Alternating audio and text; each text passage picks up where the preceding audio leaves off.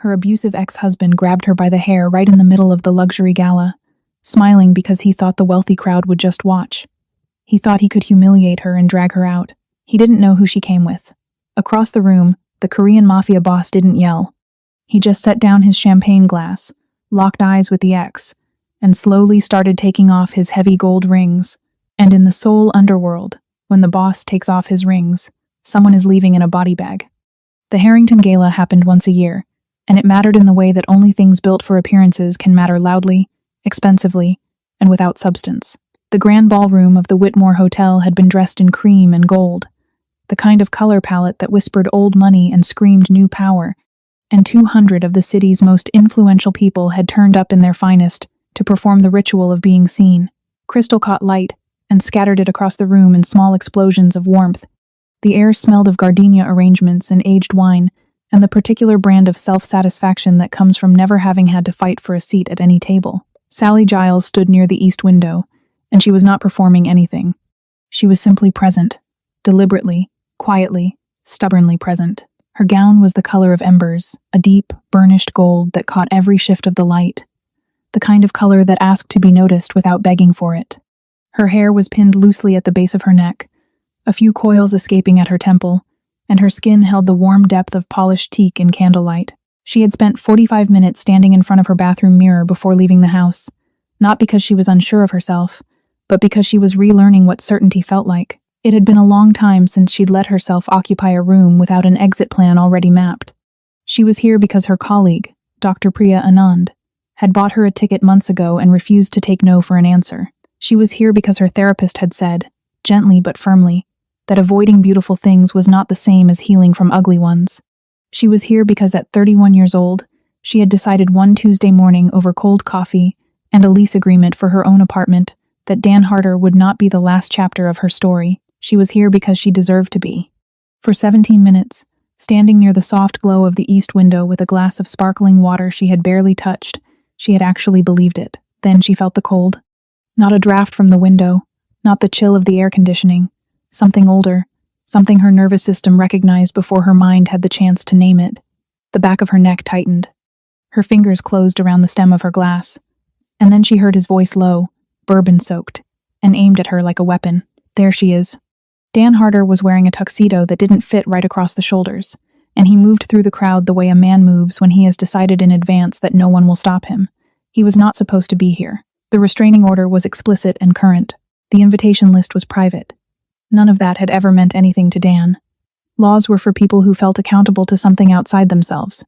Dan had never felt accountable to anything. His hand found her hair before anyone in the room had even registered that something was wrong. The grip was deliberate, practiced. The kind of grip that communicated ownership rather than rage. This is mine. This is how I hold mine. And not one of you is going to say otherwise. Sally's breath seized. The glass slipped from her fingers and hit the floor, and the small, bright sound it made was swallowed immediately by the ambient hum of music and conversation. Around her, heads turned for exactly the half-second it took to assess the situation and decide it was someone else's problem. A woman in burgundy silk looked away. A man in a silver tie found his phone suddenly interesting. A couple near the second pillar turned slightly, a careful 45 degrees, as if adjusting their angle was the same as not witnessing. 200 people, and not one of them moved. Sally did not scream. She had learned, in the years she spent inside that marriage, that screaming only confirmed his control that her pain was his product. So instead, she breathed. Short, shallow, disciplined breaths through her nose, her jaw tight, her eyes scanning the room not for rescue but for calculation. How close was the nearest exit? How many steps between her and the door? How long before? The sound of glass meeting a tray. Small, clean, deliberate. Across the room, near the far wall where the light barely reached, a man rose from his chair. Jae Kim Young had arrived at the Harrington Gala at precisely 7:42 in the evening, spoken to no one he hadn't already decided to speak to, and positioned himself at the table closest to the east wall not because it was the most prestigious placement in the room, but because it offered the clearest sightline to every entrance and the most efficient path to any exit. This was not paranoia. It was habit. 20 years of moving through the world as the kind of man who required both options kept him calibrated in ways that looked, to the uninformed eye, like simple preference. He was 38. His tuxedo was black with no flourish, No pocket square. No decoration of any kind except the small star-shaped mark near his right eye, not a scar, not a birthmark, but a tattoo applied when he was 22, and significantly less careful about what he put on his body. He had considered having it removed 3 times, and decided against it every time. Not out of sentimentality, but because by the time he considered it, too many people already knew what it meant. He had a glass of scotch he barely touched. He had been watching the room. He was always watching the room. He noticed Sally Giles the moment she arrived, not because she was the most beautiful woman in the space, though she was striking, the kind of woman whose presence registered like a temperature change, warm and specific, but because she was the only person at this gathering who looked like she was attending under the weight of something real. Everyone else was performing comfort. She was practicing it. There was a difference, and Jay had always been able to see it. He had also noticed the man who entered at 9:17 without an invitation badge, moving along the left side of the room with the practiced casualness of someone who knew exactly where they were going.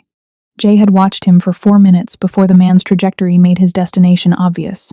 By that point, Jay had already set down his glass. He did not stand immediately. He watched Sally's face when the man reached her, watched the way her body registered the presence, the slight stiffening of her spine, the controlled breath, the hands that found no anchor. He watched the man's hand move into her hair, and something in Jay's chest went very, very quiet. Not cold, not detached. Quiet in the way a room goes quiet just before a verdict is read. He stood. He slid his jade ring from his right hand slowly, without drama, the way you remove something when you need your hands to be unencumbered and exact, and set it beside his glass on the passing waiter's tray.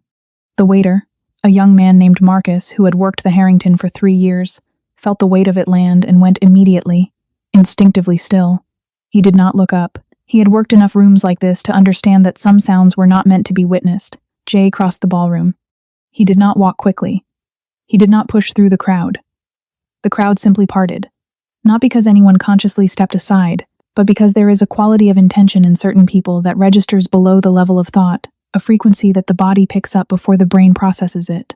People turned, looked, and found reasons to be somewhere else. The music did not stop. The chandeliers did not dim. But the quality of the room shifted, like a light source moving. He stopped 2 feet from Dan Harder. Dan didn't release Sally. He turned his head slowly, the way emboldened men do when they've already decided that whoever is approaching doesn't concern them. He looked at Jay, looked at the star near his eye, looked at the ring-free hand, and something in his expression flickered just for a moment before the bourbon closed back over it. "This is a private conversation," Dan said. Jay said nothing. He looked at Dan the way you look at a problem you've already solved, not with contempt, not with heat, but with the calm finality of a decision already made. And then, without raising his voice at all, he said, "Let her go." Dan laughed. It was the laugh of a man who had never been made to feel small and did not believe tonight would be the night. He tightened his grip on Sally's hair, tilting her head back at an angle that made her breath catch audibly, and he squared his shoulders toward Jay with the particular arrogance of a man who had always confused size with power. "You want to back up," Dan said. "You have no idea who you're talking to." Jay's expression did not change, not 1 degree. His eyes moved briefly to Sally, a single, deliberate look that lasted less than 2 seconds, and in that look was something Sally had no name for yet. Not pity, not urgency, something steadier than both.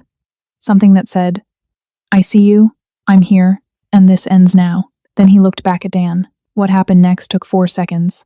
Jay's hand closed around Dan's wrist, not the hand in Sally's hair, but the free one that had already begun to swing, and the grip was precise in the way that revealed training rather than rage. Dan's eyes went wide. The swing stopped mid-arc. The room heard a sound that was not quite a crack, but was close enough to it, and Dan's face collapsed from arrogance to something much more honest. His grip released. Sally stumbled forward, and Jay's other hand was already there at her elbow, brief, steady, gone the moment she found her footing. As if touching her was something he did only when necessary, and no longer than necessary. As if the boundary between helping her and claiming her was a line he was already, consciously, not crossing. Dan tried to recover. He straightened, flexed the wrist that Jay had just taught a lesson to, and opened his mouth to say something, the kind of thing men like Dan say when they have run out of physical options and still believe their voice is a weapon. "You have no idea what you've just done," Dan said. "I have lawyers. I have connections in this city that—" "I know exactly what you have," Jay said. Still quiet, still utterly level. "And I know exactly what you don't have anymore." He didn't explain. He didn't need to. He simply looked at Dan for a long moment, the kind of look that lands like a signature at the bottom of a document, and then he turned to Sally. "Are you injured?" His voice, directed at her, was different. Not softer exactly, but open. Like a room with the window raised. Sally looked at him. Her heart was still hammering and her scalp ached, and she was trembling in the way that only happens when adrenaline meets relief. And she wanted to say something composed and assured, because she was a grown woman who did not need anyone to fight for her. But instead what came out was a very small, very honest, "No." He nodded once. "Then let's get you out of this room." He did not take her arm. He did not guide her. He simply turned and walked, and the crowd parted again. And Sally, because she was exhausted and because something in her body recognized, for the first time in a very long time, the difference between a man walking toward her and a man walking beside her followed. Behind them, Dan stood alone in the center of the ballroom floor, cradling his wrist, surrounded by 200 people who had finally stopped looking away. None of them helped him either.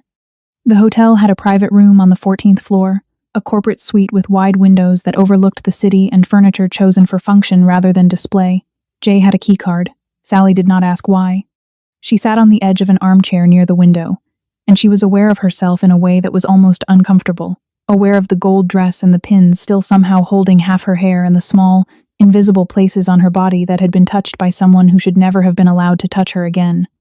She was aware of the trembling she could not quite stop, the shallow quality of her breathing, the way her hands wanted something to hold on to and kept finding nothing. Jay stood near the window. He did not sit. He seemed like the kind of man who sat only when he had decided the room was safe, and she got the sense that decision-making was still in process. "You don't have to explain anything," he said, without looking at her. "I know," Sally said. He had a weapon in his left jacket pocket. "He wasn't going to let you leave on your own." She closed her eyes for a moment. "How do you know that?" He turned from the window then, and she saw his face properly for the first time, not in the split-second chaos of the ballroom, but clearly, in the measured light of the room.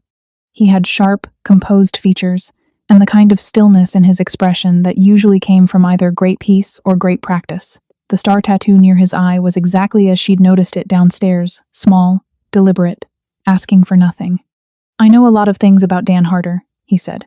"More than you might expect." The sentence landed in the room and neither of them reached for it immediately. Sally looked at him. He looked back. And in that silence was the first thread of something that neither of them would name for a long time. Not attraction yet, not trust yet, but recognition. The particular recognition that happens between two people who have both survived things they never mention in polite company. "Who are you?" she asked. "My name is Jae Kim Young." "I know your name," she said quietly. "Half the business section knows your name. I'm asking who you are." He was quiet for a moment.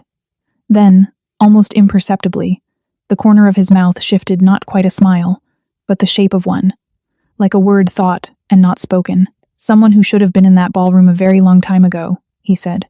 Sally didn't respond right away. Outside the window, the city moved with the indifference of cities lit and busy, and entirely unconcerned with the two people 14 floors above it, who were sitting in the particular silence of people whose lives have just, without warning, become entangled. She didn't know yet about the anonymous payments to her legal fund that had arrived in small, untraceable installments every month for the past 8 months. She didn't know that her invitation to tonight's gala had been routed through a third party on his instruction. She didn't know about the man Dan Harder really was beneath the tuxedo, what he trafficked in, who he answered to, and why the man sitting across from her had reasons to want Dan dismantled, that had nothing to do with a ballroom, and everything to do with a war that had been running for 2 years in boardrooms and back channels and places that never made the news. She didn't know any of that yet.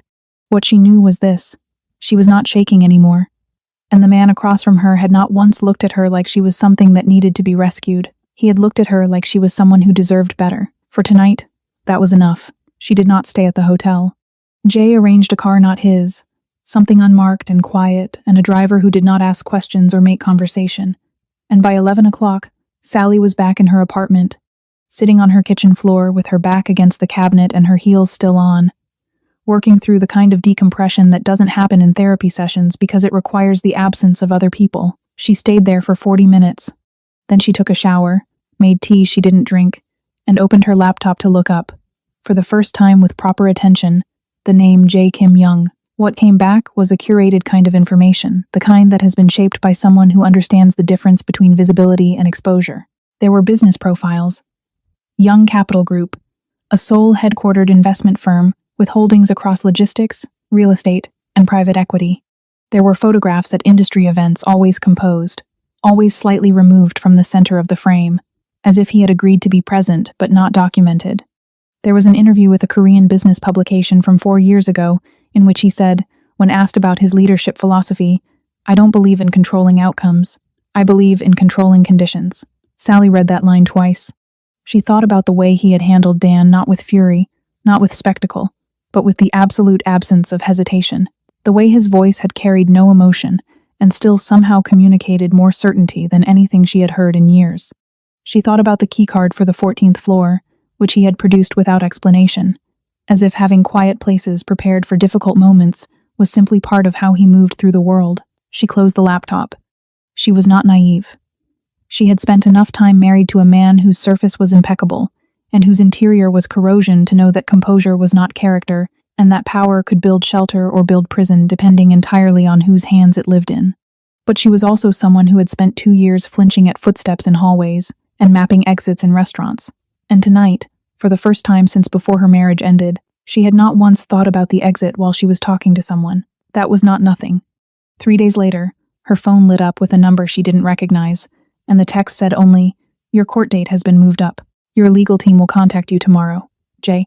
She sat with the phone in her hand for a long moment. Then she typed back, "How did you get this number?" The response came immediately.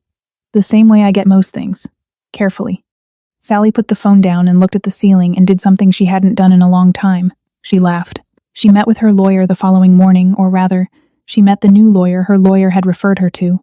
His name was Wallace Osei, and his office was in a building downtown that did not have signage on the exterior but had security on the interior that Sally recognized as the serious kind. He was a compact, precise man with reading glasses, and the unhurried manner of someone whose confidence came from competence, rather than performance.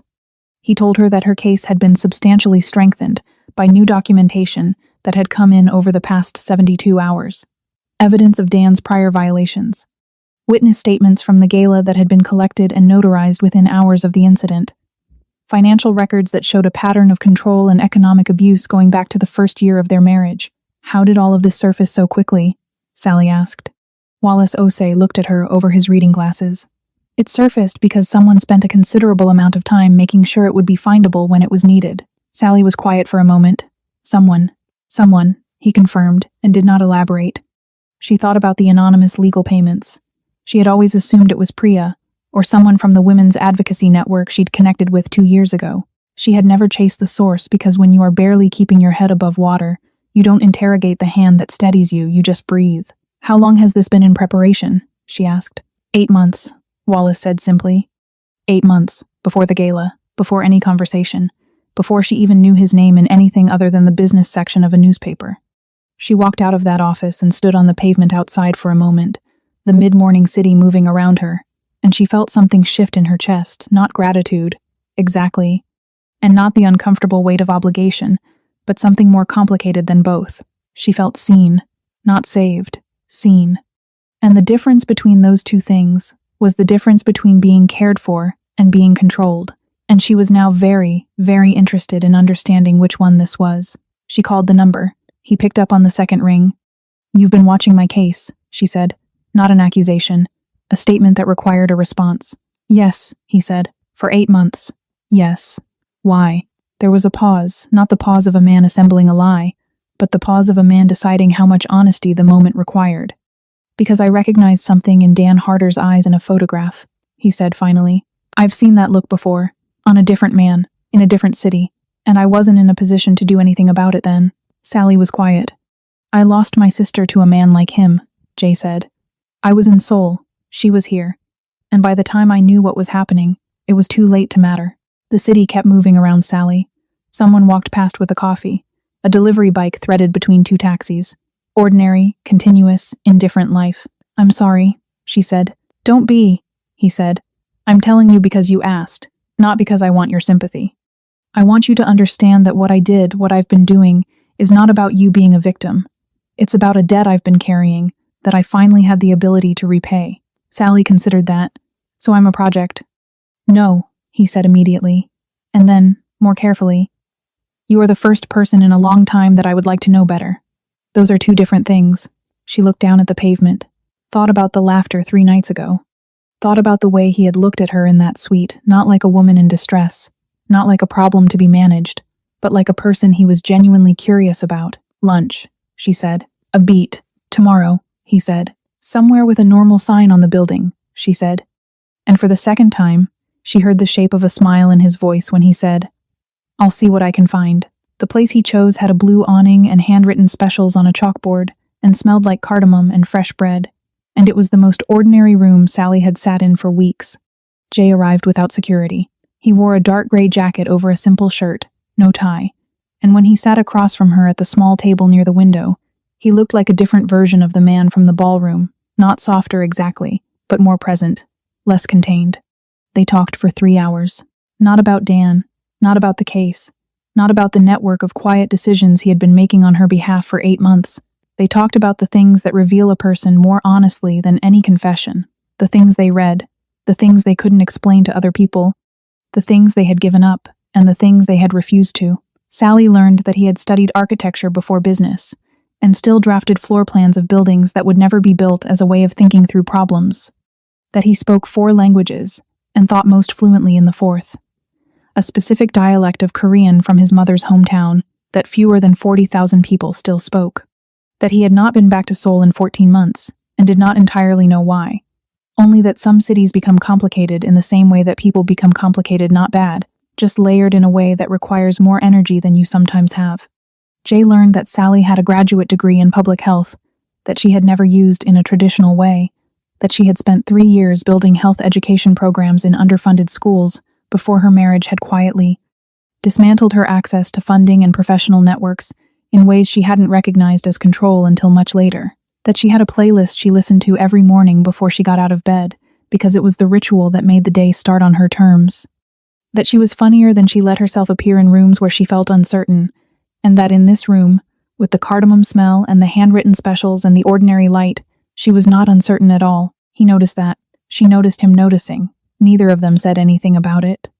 But when they finally left the restaurant and stood outside on the pavement going in different directions, because they always would be going in different directions, 2 people whose lives were shaped by very different architectures, there was a moment of stillness between them that was not awkward. It was full. The trial date, she said. I want to be the one who speaks. He looked at her. I know. I don't want it managed. I don't want him just legally destroyed. I want to stand in that room and say what happened, and I want him to have to hear it. Then that's what happens, Jay said simply. She nodded, looked at him for a moment. Thank you, for what you did, and for, she paused, searching for the right word. For lunch, he said. For treating me like a full person, she said. He held her gaze for a beat, longer than necessary, and said nothing, and that said more than most things would have. Dan Harder's life began to come apart 3 weeks later. Not loudly, not in a way that made news or caused public scenes, because that was not how Jay operated. It came apart in the quiet, irreversible way of things that have been undermined at the foundation. Business partners became unavailable. Contracts were not renewed. The digital infrastructure that Dan had built over years, the accounts, the communication channels, the network of associates he relied on to keep his various operations functioning, developed the kind of systemic failures that look, to the untrained eye, like coincidence, but are, to anyone who understands the architecture of such things, anything but. Sally did not know the details. Jay did not tell her the details, not because he was hiding them, but because he understood, clearly, that there is a difference between a woman wanting her life secured and a woman wanting to be enrolled in someone else's war. He had been running a parallel operation for 2 years that had nothing to do with Sally, a systematic dismantling of the business syndicate that Dan Harder had been quietly serving. A network that dealt in influence and information in ways that walked the edge of several federal statutes, and Dan's assault on Sally at the Harrington Gala had been, for Jay, a gift. The kind of public, documented, witnessed event that moves a case from the theoretical to the irrefutable. What Sally knew was this. On a Wednesday evening, she received a call from Wallace Osei, informing her that new financial evidence had been submitted to the court, evidence that connected Dan to a pattern of conduct significantly more serious than the domestic charges, and that the prosecution was expanding the case accordingly. What she knew was that the man who had spent 3 years making her feel like she was nothing had, overnight, lost the financial foundation that had made his arrogance possible. What she knew was that when Dan tried to access his primary accounts on a Thursday morning, he found them frozen not by the court, not yet, but by mechanisms that the court would eventually confirm and legitimize, and that the number he called for help no longer answered. She did not feel triumphant when Wallace told her. She felt something quieter and more complex, the particular exhaustion of someone who has been braced for impact for so long that even good news takes a moment to register as good. She called Jay. "It's working," she said. "It was always going to work," he said. "You sound very certain about that." "I prepared for 2 years," he said. "Certainty tends to follow preparation." She was quiet for a moment. Then, "What happens to you when this is over?" "The business side of it." A pause. "What do you mean?" "I mean, I know enough now to understand that Dan isn't just my ex-husband to you. He's part of something bigger. And when you dismantle something bigger, it tends to have consequences." "It does," he said. "So what are the consequences?" He was quiet for long enough that she thought he might redirect. Then he said, "There's a faction in Seoul that will consider it a declaration. It may require me to spend some time there, dealing with a response." "How long?" "Months, possibly more." Sally absorbed that.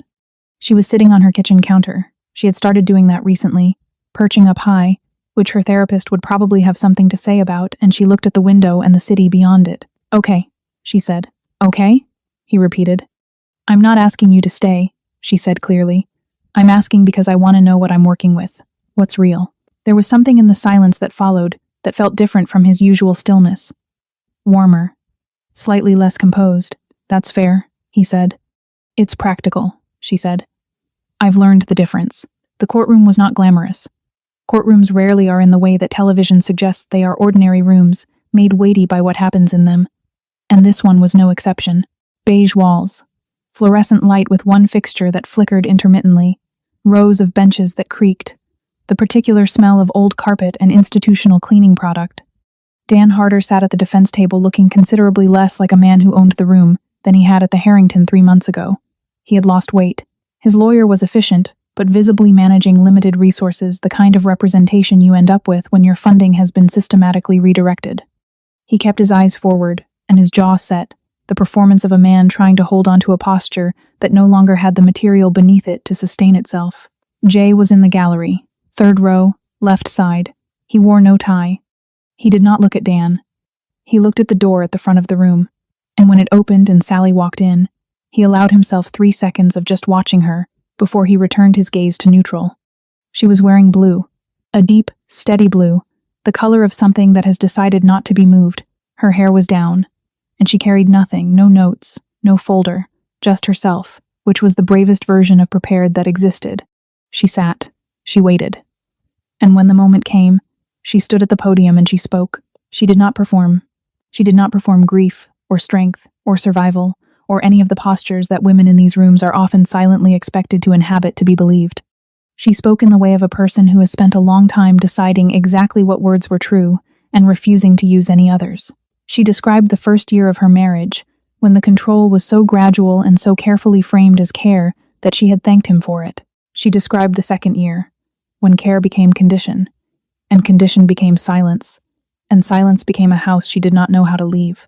She described the third year, when she finally left, and what it cost, not dramatically, not with flourish, but with the specific, unsexy truth of someone who had to rebuild her credit, her professional network, her ability to trust her own perception of reality in the same 3-year period. She described the gala. She described what it felt like to be in a room full of people who looked away. She described what it felt like to be seen. Dan's lawyer objected twice. Both objections were overruled. Dan himself did not look at her.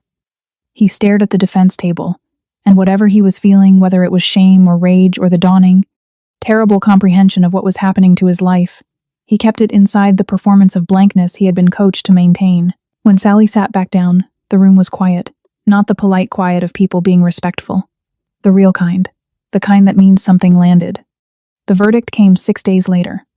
Guilty on the domestic assault charges, guilty on the new financial fraud and racketeering charges that had been added when Dan's connections to the syndicate became irrefutable. 15 years, minimum security. His assets, including the redirected accounts, were to be distributed per court order, a substantial portion going into a structured fund in Sally's name that would take 18 months to fully materialize, but would, when it did, represent more financial stability than she had ever had access to in her life. Dan was led out of the room. He did not look at her on his way out. She looked at him. She needed to. She needed him to be a person in a specific, finite moment, not a shadow, not a threat, not the thing she had been bracing against for 3 years. Just a man who had made choices and was now living in their direction. Then she stopped looking at him. In the gallery, Jay stood. He caught her eye across the room, and his expression held something she had learned to read over the past 3 months of careful, unhurried contact lunches and phone calls, and 2 long evenings that ended on her building's front steps, because neither of them was ready to suggest anything else, both of them understanding, in the way of people who have been patient about important things before, that rushing was the one mistake they could not afford to make. He nodded once. She nodded back. He told her about Seoul on a Sunday, on the steps of the art museum, eating takeout from the Thai place 2 blocks over, because the museum cafe had a 40-minute wait, and neither of them had the patience for it. 3.5 months since the gala. 6 weeks since the verdict. He said he needed to leave within the month. The response from the Seoul faction had materialized as expected, not violent, but complex. The kind of political and financial maneuvering that required physical presence and the specific authority that only came from being in the room. He said it would likely be 6 months. He said it might be a year. He did not say, "I don't want to go." He also did not say, "Come with me." He said both of those things, in their own way, through what he chose not to say, through the particular quality of attention he gave her while he was telling her, through the way his jaw tightened slightly when he said a year, through the fact that he was telling her at all, rather than simply handling it. Sally ate a spring roll and looked at the museum steps, and felt the full, complicated weight of what was happening, not a crisis, not a rupture, but the particular difficulty of 2 people whose lives had been separately, carefully constructed, and who were now trying to figure out how much of that construction was structural, and how much of it could flex. "I'm not going to ask you to simplify what you are for me," she said. He was quiet. "I know what I came from," she said. "A man who needed me small so he could feel big. I'm not doing that again in any direction. I won't ask you to leave your world, and I don't expect you to ask me to leave mine. I wasn't going to ask you to leave anything," he said. "I know," she said. "That's why I'm saying the rest." He looked at her. She held it. "What I'm saying is, go do what needs doing, and when you come back, we figure out what this is. Properly. Without the trial and the adrenaline and the crisis as the context for everything. And if it takes longer than a year, then we deal with that when it's a year," she said. "I've been building in short increments for 3 years. I know how to do it." He looked at her for a long moment.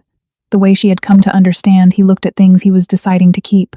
"There's something I want to show you before I go," he said. He took her, that afternoon, to a building on the east side of the city, not a landmark, not flashy, a converted warehouse space in a neighborhood that was in the early, honest stages of regeneration. Inside, it was empty and clean and full of light.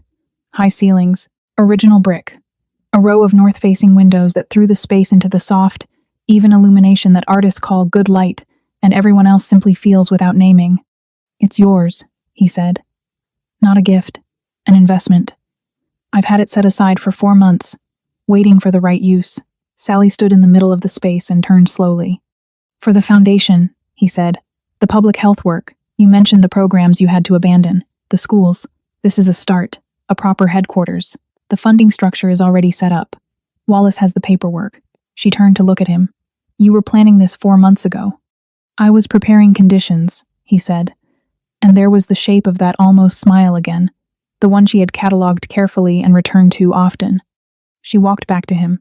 She stopped close, closer than their carefully maintained proximity had allowed until now, and she looked up at him and said, very clearly, "When you come back, Jay." "When I come back," he confirmed. She took his hand, briefly. 3 seconds. 4. Then she let it go and turned back toward the windows and the light, and he stood behind her. And for a moment, they just existed in the space together. 2 people with complicated histories and no illusions, and something between them that was taking its time and was, for that reason, the most real thing either of them had felt in years. He left on a Thursday, 3 weeks later. She stood in the building he had given her hers now, fully and legally hers, with her laptop open and a notepad full of plans, and a phone that buzzed once at 7:45 in the morning with a message that said, "Landed.